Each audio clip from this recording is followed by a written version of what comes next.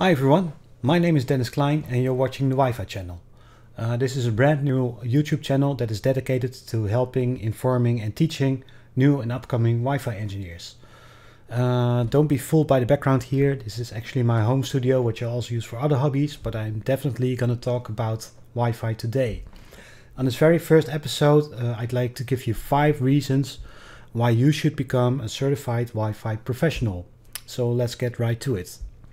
Reason number 1. There aren't enough certified Wi-Fi professionals in the world. For some reason, networking is one of the least favorite subjects within the IT industry. I don't know why, but it's very hard to find engineers who are actually passionate about networking. And if you're one of them, that's good, you're one of a rare breed. Within networking, not everyone wants to be involved with Wi-Fi either. If you actually look at the number of certified Wi-Fi professionals in the world, it's very low compared to other IT fields. For instance, the number of CWNEs, which stands for Certified Wireless Network Experts, currently stands at 369. That's an incredibly low number if you compare it to the number of Microsoft experts or Azure experts. And since Wi-Fi is such an important technology, we really need more certified professionals. Reason number 2. It's very easy to do Wi-Fi wrong. There are a lot of misconceptions surrounding Wi-Fi. Many network engineers who start out in Wi-Fi do so out of necessity.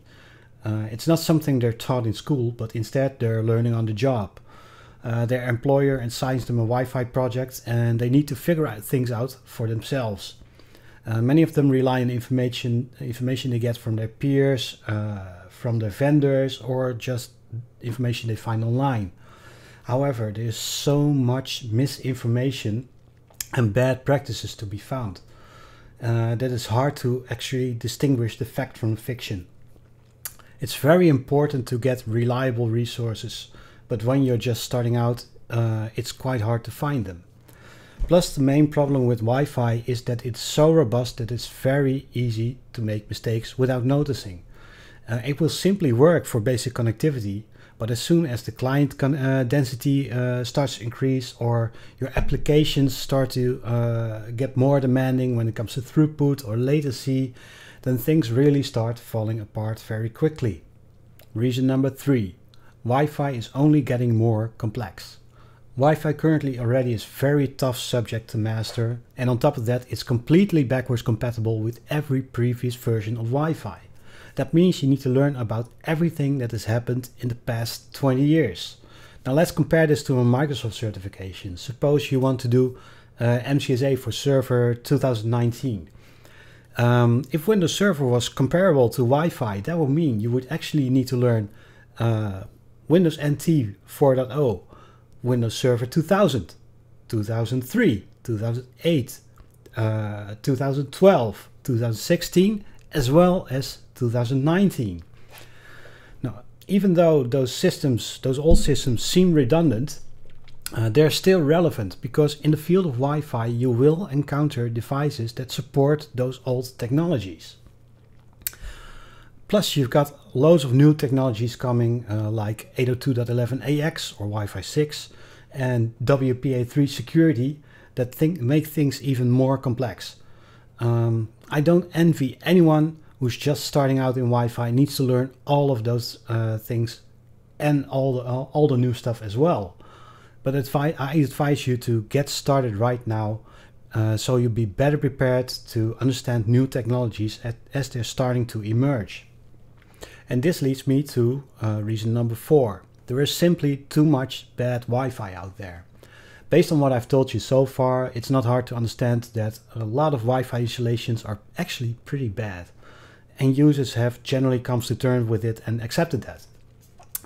There are a couple of easy signs to identify bad Wi-Fi, like antenna orientation or access point placement. Take for instance these. These are omnidirectional antennas.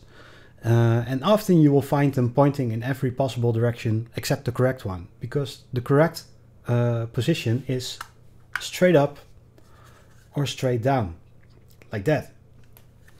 Because then they send their signal in a horizontal plane which is actually the way it is intended.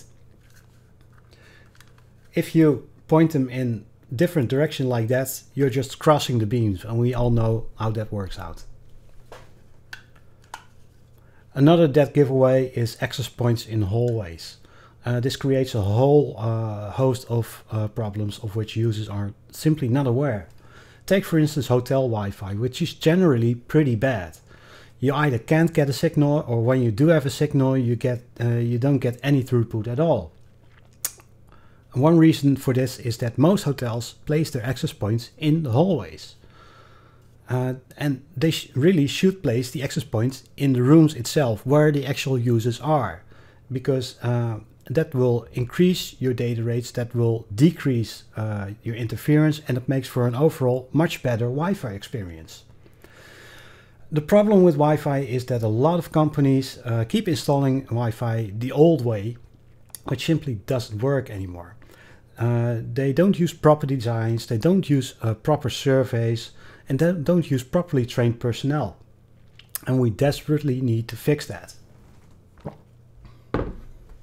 Reason number 5. The Wi-Fi community is amazing. Like I said before, there aren't a lot of Wi-Fi professionals out there, but those that exist are actually a very friendly and welcoming and helpful bunch. We don't keep our secrets to ourselves, but we try to share as much as possible.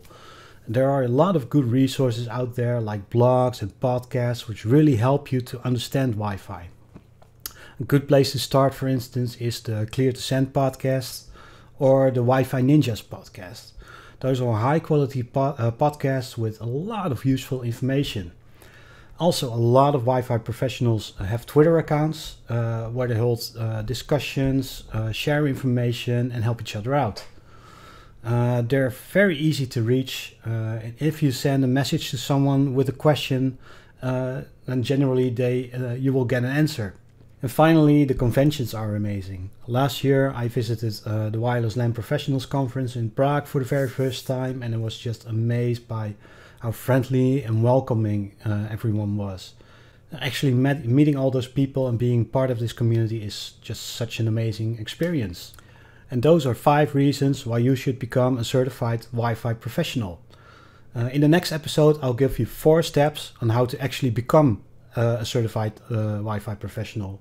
If you have questions, you can leave them in the comment section below, or you can reach me on Twitter. I'm at Wi-Fi Dennis. And since this is the very first video, I'm also very curious of what you thought of it. So I'm open to any positive feedback. And if you have a topic that you wish to know more about, leave it in the comments down below, or again, send me a message on Twitter, and I'll try to address it in a future video. Thank you for watching this video. I hope you had fun and maybe you learned a thing or two. I definitely had fun making this, so I hope to see you next time.